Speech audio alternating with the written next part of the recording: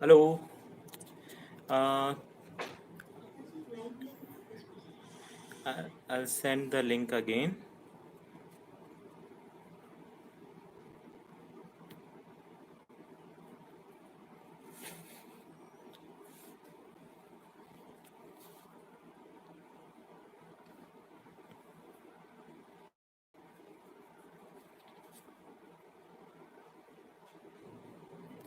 Sorry, वो disconnect हो गया था एंड मुझे पता भी नहीं लगा, मैं अकेला यहाँ पे बात करता रहा। सो आई होप इस समय वापस आप लोग मुझको सुन पा रहे हो।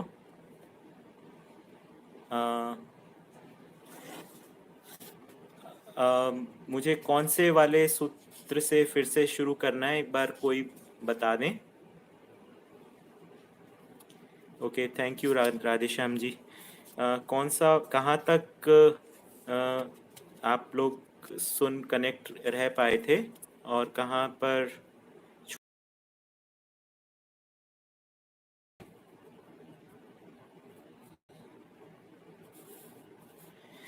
Sorry for the trouble. मैं जब मुझे पता नहीं लगा ये कब डिस्कनेक्ट हो गया।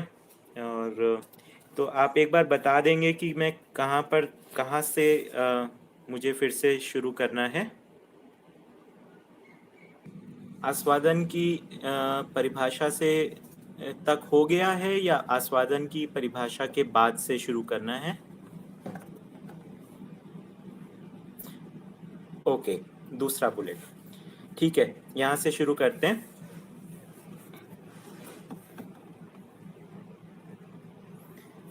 ओके, ठीक है, मेरे ख्याल से मैं यहाँ से शुरू कर देता हूँ कि आस्वादन की परिभाषा से शुरू कर देते हैं। जो जिसमें नहीं हो या कम हो और उसे पाने की इच्छा हो, ऐसी स्थिति में उसकी उपलब्धि से प्राप्त प्रभावपूर्ण क्रिया की जिसमें तृप्ति या तृप्ति की प्रत्याशा अवश्य हो, आस्वादन संज्ञा है।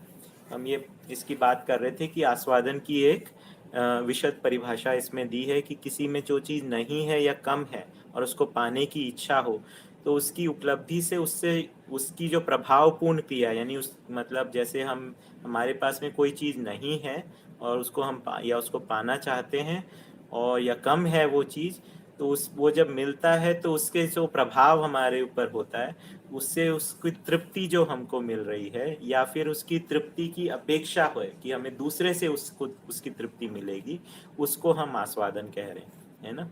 तो प्रत्याशा जो है, प्रत्याशा को हम समझ रहे थे कि जैसे कोई क्रियाकलाप करते हैं तो उसका उसके बदले में हमें दूसरे से क्या आशा रहती है, वो हमको उसको प्रत्याशा कहते हैं। जैसे हम माता पिता बच्चों की सेवा करते हैं, उनकी प्रत्याशा बच्चों से कृतज्ञता की रहती है। ठीक, तो अगला सूत्र लेते हैं। कामना जन्य क्षुधा तथा तृषा, राग द्वेषात्मक कावेश जन्य काम और क्रोध, मन आश्रित चार विषय तथा लोभ, यह भ्रमित मानव की विवशताएं हैं। जागृत विचारों से पोषित व्यवहार एवं तीन ऐषणाएं, चिंतन से प्रस्तुत कला एवं साहित्य, बोध पूर्वक प्रस्तुत तात्विकता तथा समाधान, जागृत मानव के द्वारा उद्घाटित हुआ है। तो क्षुधा किसको कहते हैं? भूख को। और तृषा कहते हैं प्यास को, है ना। तो कामना किसको कहते हैं? डिजायर, या कोई चीज हम पाना चाहते हैं उसको, है ना। जो हमारे पास नहीं है, हम पाना चाहते हैं उस चीज को कामना। तो कामना की जिसके से पैदा हुई भूख या प्यास, राग द्वेषात्मक आवेश जन्य काम और क्रोध, है ना। तो ये जो है भ्रमित स्थिति में सम्मोहन या विरोधात्मक जो है वो विकार मानसिकता में रहते हैं, उनको राग और द्वेष का नाम दिया गया है, जिनको 6 स्वरूपों में हमने पिछले अध्याय में पहचाना था, है ना। मन आश्रित चार विषय, है ना। चार विषय क्या हैं? आहार, निद्रा, भय, मैथुन और लोभ, ये भ्रमित मानव की विवशताएं हैं। तो भ्रमित मानव इन चीजों में विवश रहता है। विवश मतलब उसकी वो लिमिट रहती है, उससे वो बाहर निकल नहीं पाता, तो वो एक प्रकार से कुछ भी कर लेता है, उन्हीं में ही घूमता है, तो ये उसकी विवशताएं हैं। और जागृत विचारों से पोषित व्यवहार और 3 ऐषणाएं, चिंतन से प्रस्तुत कला एवं साहित्य, बोधपूर्वक तात्विकता और समाधान। तो जागृत मानव का जो जीने का स्वरूप होगा उसमें ऐषणाओं के साथ में जीना और चिंतन पूर्वक कला और साहित्य को चित्रित करना और बोधपूर्वक तात्विकता और समाधान को प्रस्तुत करना, ये चीज जागृत मानव के द्वारा उद्घाटित होती हैं। संसार के समस्त क्रियाकलाप व्यापक सत्ता की अनुभूति, विकसित के सानिध्य और अविकसित के आस्वादन के लिए है। यहाँ पे संसार से आशय जो है वो मानव से, मानव प्रकृति से है। मानव के जो सारे क्रियाकलाप हैं वो व्यापक सत्ता में अनुभूति यानी ज्ञान की प्राप्ति, विकसित के सानिध्य, विकसित से आशय जो है अपने से अधिक जो जानता हो या जागृत हो उसके सानिध्य, और अविकसित के आस्वादन। अविकसित से आशय जो है वो मनुष्यत्व प्रकृति या भौतिक रासायनिक संसार से है। तो ये सारे क्रियाकलाप उस लिए हैं। सह अस्तित्व में अनुभव ही सर्व मानव का इष्ट है। इष्ट मतलब लक्ष्य है ना। अनुभव के फलन में सह अस्तित्व में तद्रूपता, तादात्म्यता होना स्वाभाविक है। समय क्या हो गया? It's about 4:30। तो मेरे ख्याल से हम आज जो है 5 बजे तक करेंगे और उस 2 पेज और कर लेंगे, तो बाकी हम कल कर पाएंगे। ठीक है, I think we are on time और हम लोग ठीक कर लेंगे।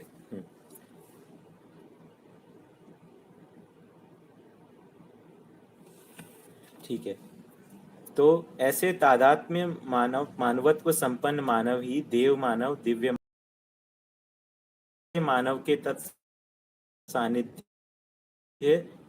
एवं तदावलोकन होना जागृत मानव परंपरा में भावी है।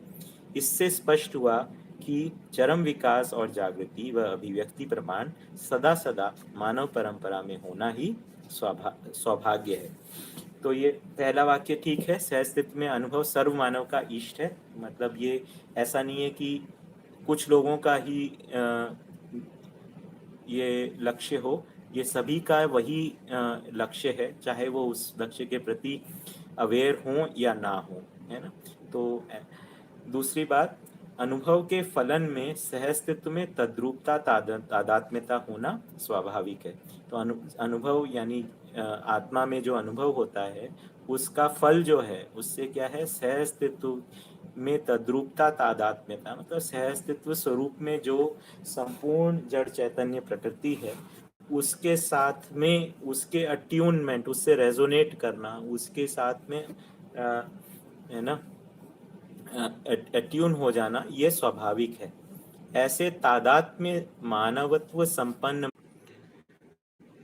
सॉरी आज नेटवर्क काफ़ी परेशान कर रहा है यहाँ पे जयपुर में। क्या किया जाए? मेरे ख्याल से अब ऐसा करते हैं, इस बार शुरू करते हैं। अब अगर जब नेटवर्क अगर डिस्कनेक्ट होगा तो फिर हम कहेंगे कि एक क्लास अपनी आज की यहाँ पे ख़त्म हो गई और फिर उसके बाद में अपन आगे कल कंटिन्यू करेंगे। So I hope, I am sorry for this, but ये मेरे कंट्रोल की बाहर की चीज़ है। ठीक है, तो हम यहाँ पे बात कर रहे थे सहअस्तित्व में अनुभव ही सर्वमानव का इष्ट है। अनुभव के फलन में सहअस्तित्व में तद्रूपता, तादात्म्यता होना स्वाभाविक है ना। यानी आत्मा में जो अनुभव होता है तो फलन में सहअस्तित्व के साथ में एक रेजोनेंस की बात हो पाती है। और ऐसे मानवत्व संपन्न मानव, तादात्म्य मानवत्व संपन्न मानव ही फिर देव मानव और दिव्य मानव कोटि में होते हैं। यानी कि आज जो जो श्री राम भैया ने भी जिस बात को रखा, तो कि अनुभव अपने आप में पूर्ण होता है, उसकी अभिव्यक्ति क्रम से होती है ना। तो यानी कि अनुभव के बाद में क्रम से मानवीयता, देव मानवीयता, फिर दिव्य मानवीयता पे प्रमाणित होती है। तो ऐसे मानव के तत्सानिध्य, तदावलोकन होना, मतलब ऐसा मानव का सानिध्य होना और ऐसे मानव के जीने के स्वरूप को देखना, तदावलोकन यानी जागृति के स्वरूप का अवलोकन, यानी अवधारणा पाने के अर्थ में स्वीकृतियों का बनना।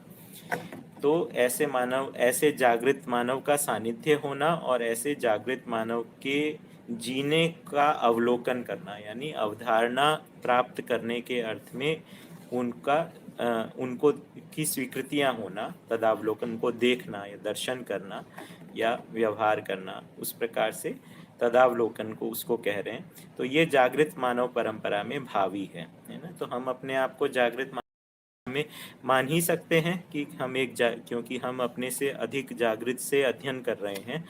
यही हमारा इस प्रकार से एक बार मतलब ऐसे बाबा जी के साथ में चर्चा में इस प्रकार से आया था, शायद आप में से कुछ लोगों ने रिकॉर्डिंग में सुना भी हो कि ऐसे बाबा जी से बात किया था कि बाबा जी हम अपने आप को जागृत परंपरा में मानते हैं, क्योंकि आप पीढ़ी में हो और आप जागृत हो और आपसे हम समझ रहे हैं, तो उस प्रकार से हम अपने आप को आप आपका आप हम आपको एक प्रकार से अपनी पिछली पीढ़ी के रूप में मानते हैं।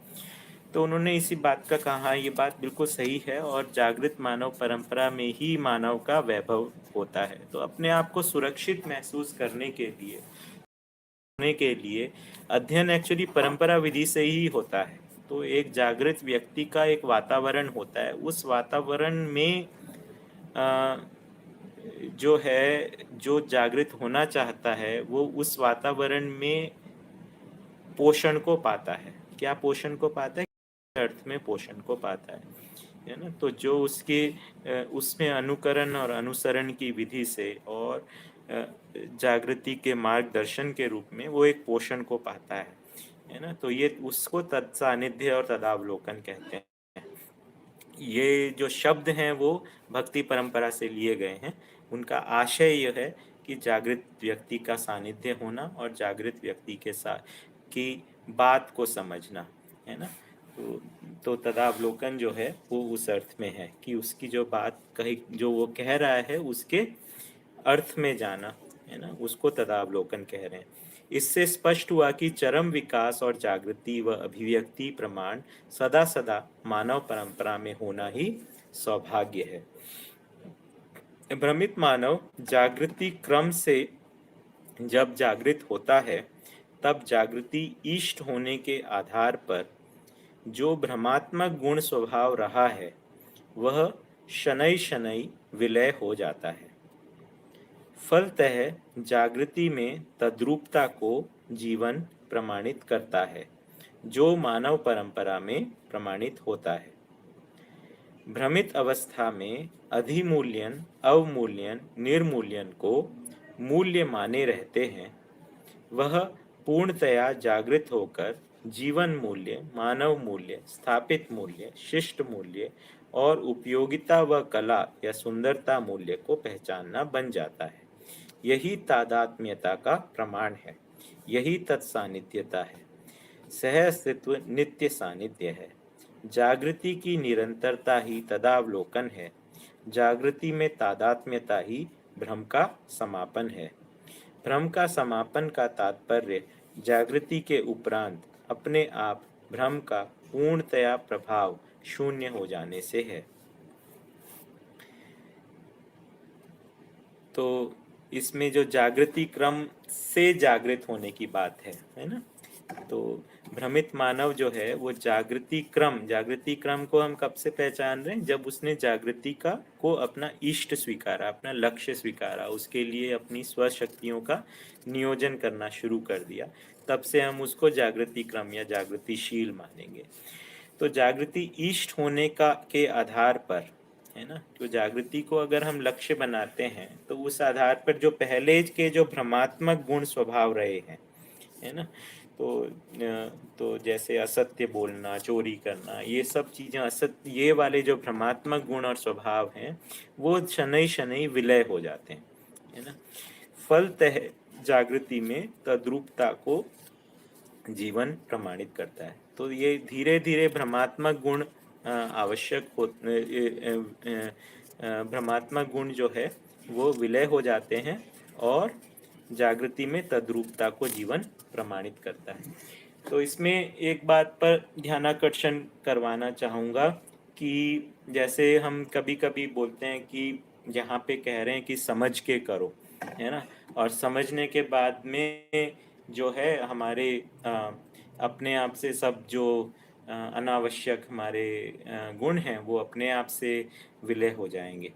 तो कहीं ना कहीं इसमें हम एक पतली गली निकालने का कहीं प्रयास कर रहे होते हैं, अगर हम ऐसा कह रहे होते हैं, क्योंकि हम ये उसमें कह रहे होते हैं कि हम जैसे भी हैं हम बने रहें और साथ में जागृत भी हो जाएं, है ना, ऐसा बेसिकली हम कहना चाह रहे हैं। तो एक बार मतलब कि हमें पहले हम जैसा भी है वैसे रह लें, साथ में हमें अनुभव भी हो जाए, और फिर अनुभव हो जाएगा, फिर उसके बाद में सब हमारा बाकी अनावश्यक हट जाएगा। तो ऐसा हम रास्ता कुछ खोजना चाह रहे हैं। ये एक्चुअली पतली गली है, मतलब कि ये ऐसा रास्ता निकालने का प्रयास है जो वास्तव में है नहीं।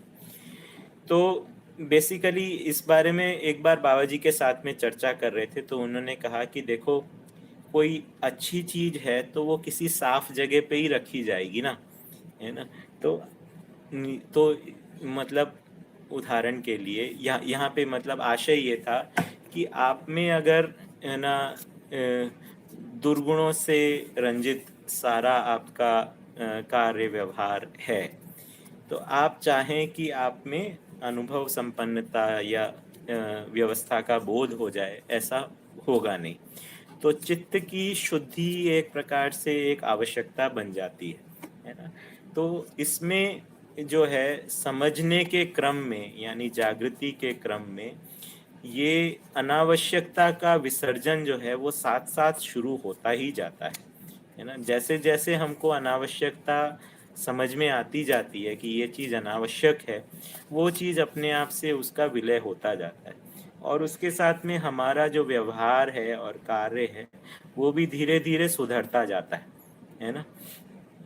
और इस तरीके से व्यवहार और कार्य सुधरते सुधरते हम ऐसी स्थिति में पहुंचते हैं जहां पर सत्य को यथावत स्वीकार करने की हमारी पात्रता बन जाती है। तो इस प्रकार भ्रमित मानव जागृति क्रम से जागृति होती है, तो उसका जागृति ईष्ट होने के कारण जो पहले जो भ्रमात्मक गुण स्वभाव रहा है वो धीरे धीरे शनै शनै विलय हो जाता है, और फिर जागृति में तद्रूपता को जीवन प्रमाणित करता है, जो मानव परंपरा में प्रमाणित होता है।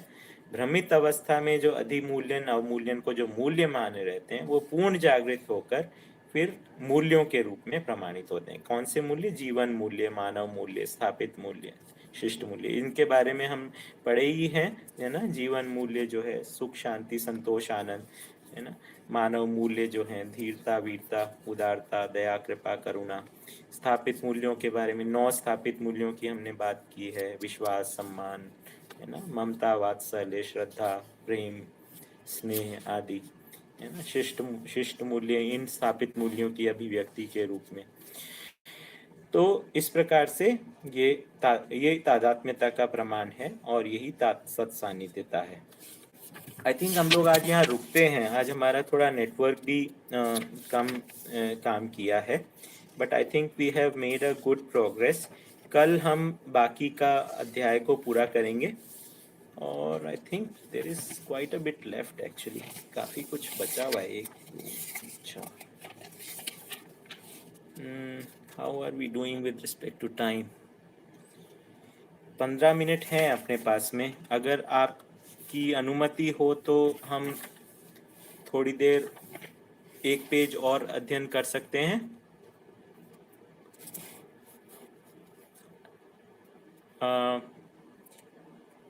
ठीक है, ठीक है बलराज जी, जारी रखते हैं। तो अभी है ना 15 मिनट एक पेज हम लोग और अध्ययन कर लेते हैं, ठीक है। तो इष्ट के गुण स्वभाव धर्म से पूर्णतया प्रभावित हो जाना ही तद्रूपता है। स्वमूल्य का इष्ट के मूल्य में विलीनीकरण ही तादात्म्यता है। इष्ट का आशय भाव ही तत्सानिध्य है। इष्ट का दर्शन मिलते रहना ही तदावलोकन है। जागृति ही मानव का इष्ट है। तद्रूपता, तादात्म्यता, तत्सानिध्यता एवं तदावलोकन ही विकसित की अनुभूति का अंतिम लक्ष्य एवं उपलब्धि है।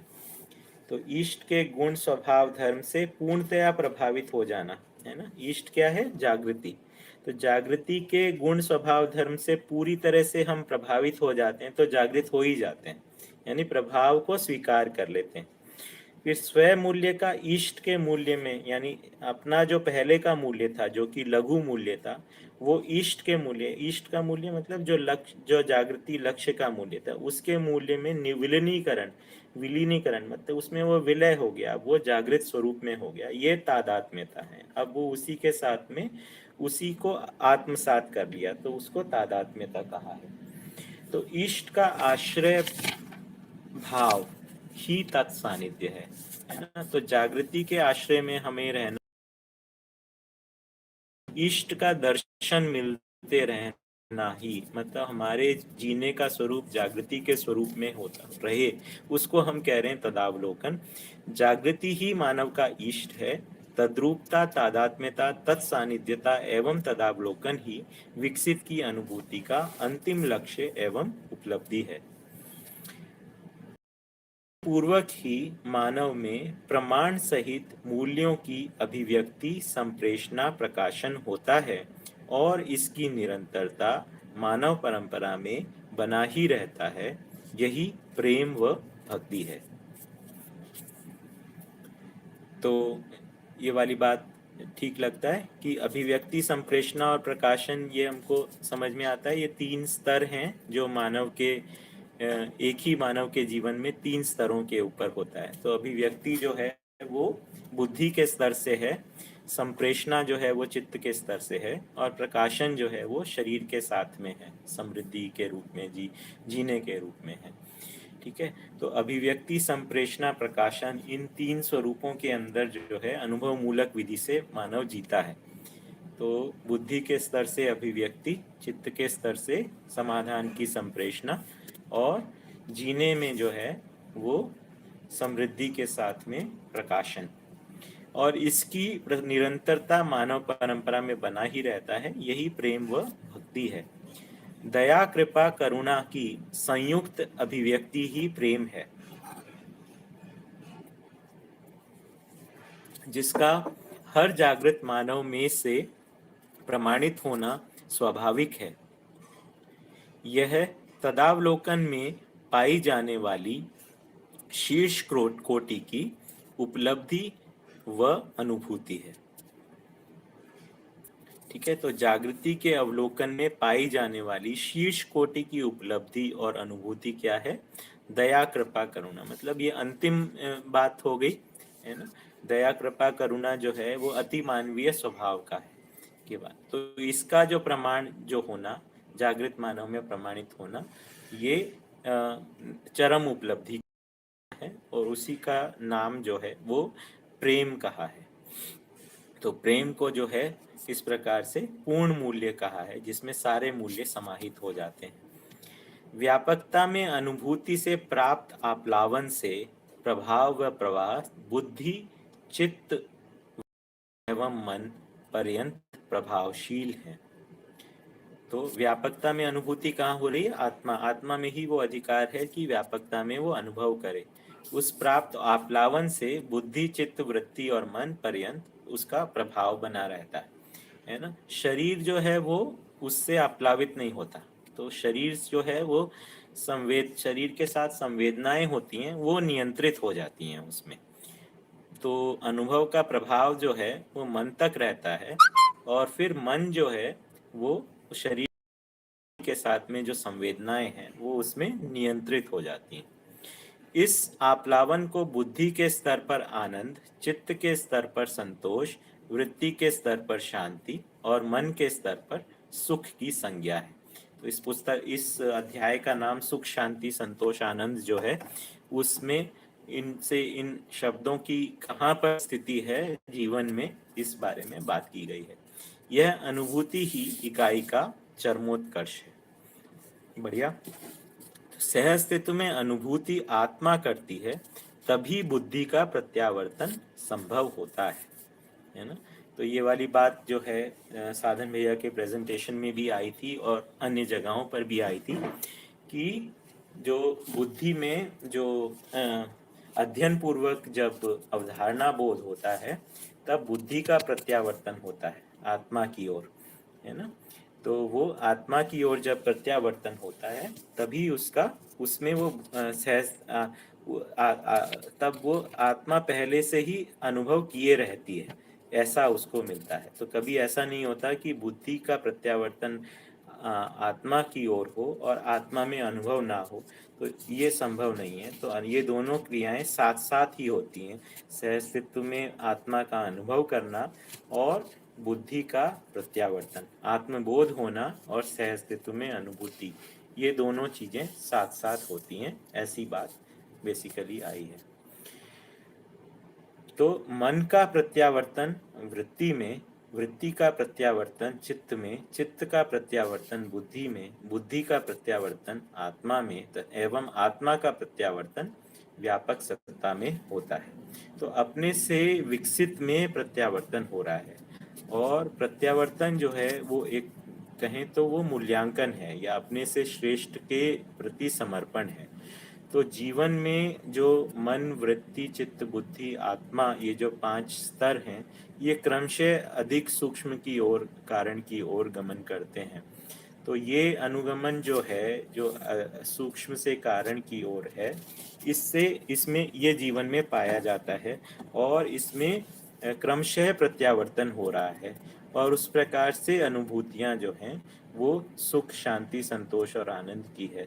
इसका सूत्रित होना या उसका स्थायित्व जो है वो है आत्मा का व्यापकता में या सह अस्तित्व में अनुभव करने में स्थिरता है। उसके साथ में ही ये सुख, शांति, संतोष की भी निरंतरता है। अदरवाइज जो है मन का वृत्ति के अनुसार हो जाना, पर वो निरंतर बना रहना तभी संभव है जब वृत्ति का पोषण जो है वो चित्त में चिंतन के द्वारा हो रहा हो। और चित्त में चिंतन की निरंतरता चित्त में चिंतन तभी है जब वो उसका पोषण जो है वो बुद्धि के द्वारा हो, या चित्त जो है वो बुद्धि के प्रति समर्पित हो।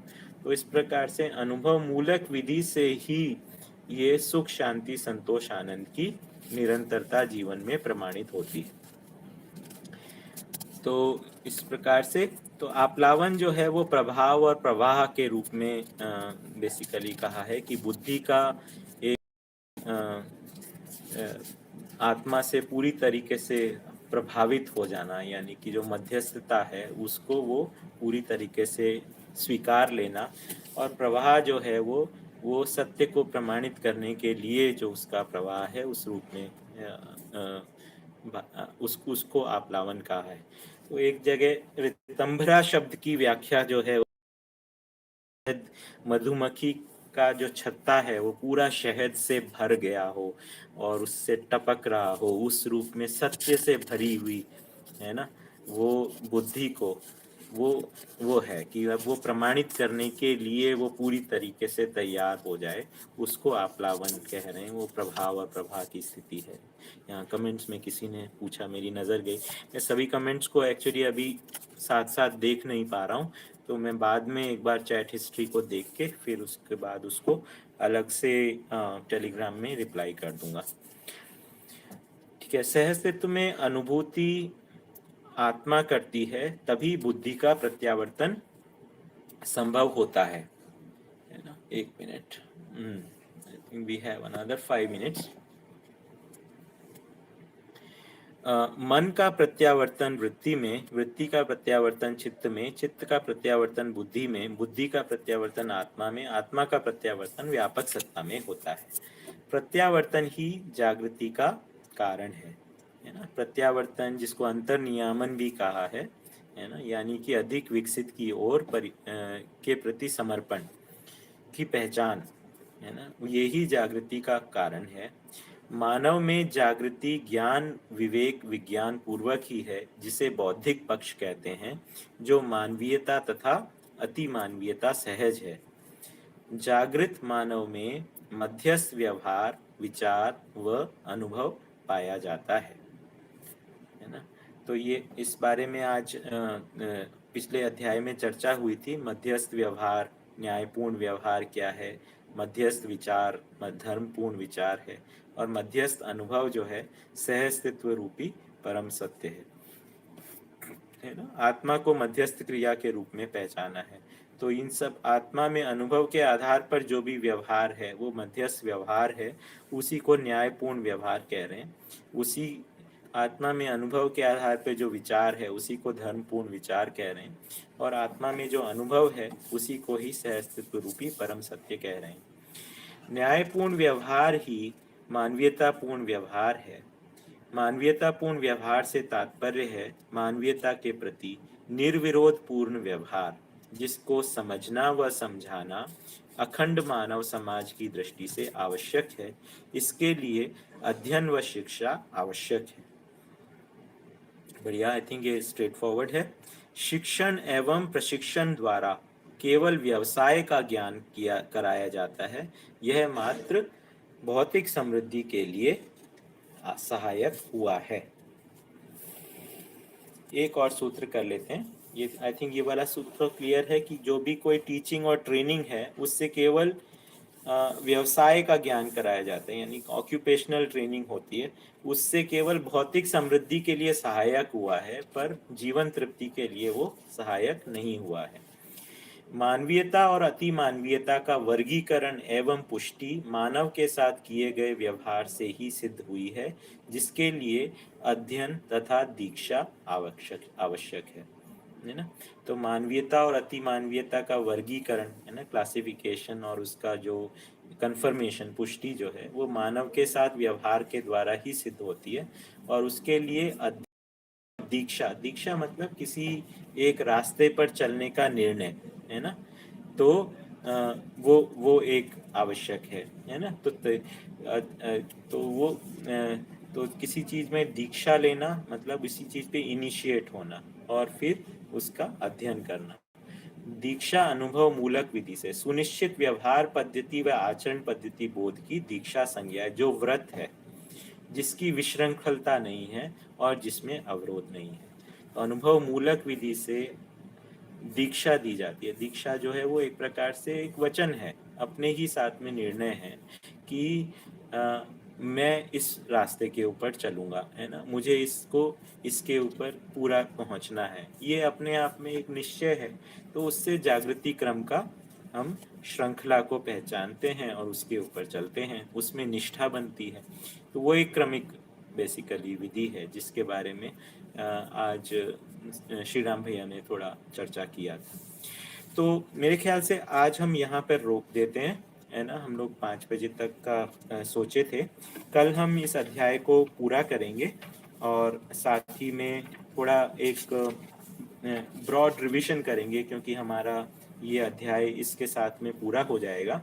मैं सोचता हूँ कि हम जो अध्याय में जो आगे इसमें जीवन की जो 122 क्रियाओं की परिभाषा है वो हम अभी यहाँ पे साथ में पठन में नहीं लेंगे, क्योंकि ये इसका ज़्यादा डिटेल में मानव संचेतनावादी मनोविज्ञान के अंदर चर्चा है। उसमें हर एक आचरण के ऊपर, जागृत मानव के आचरण के ऊपर उसकी पूरी व्याख्या की गई है।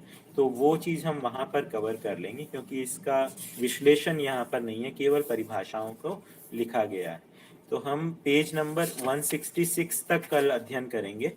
तो हम लोग जो हैं 157 से 166 तक कल पढ़ेंगे, और साथ में हम अभी तक जो किया है उसका एक ब्रॉड लेवल हम उसको समापन करेंगे, और साथ ही में आगे का जो हम मानव कर्म दर्शन का शुरुआत करेंगे तो उसके बारे में भी कुछ चर्चा करेंगे। आई थिंक मैं अपने आप में काफ़ी बहुत खुश महसूस कर रहा हूँ ये पूरे कार्यक्रम की जो जिस तरीके से स्वीकृति बनी है, और सब लोगों ने जिस प्रकार से इसको अपनाया है और अपना कार्यक्रम के रूप में माना है, और इस पे सभी लोग ने आके प्रबोधन किया है और इसके लिए सहयोग किया है। तो उसके लिए मैं आप सभी का बहुत धन्यवाद करना चाहता हूँ, सभी के प्रति बहुत कृतज्ञता है। आगे हम इसके बाद कर्म दर्शन शुरू करेंगे। तो अभी ये वाला अध्याय पूरा नहीं हुआ है, तो कल सुबह के सेशन में इस अध्याय को हम पूरा करेंगे। तो बहुत बहुत धन्यवाद, और कल फिर मिलेंगे। शुक्रिया।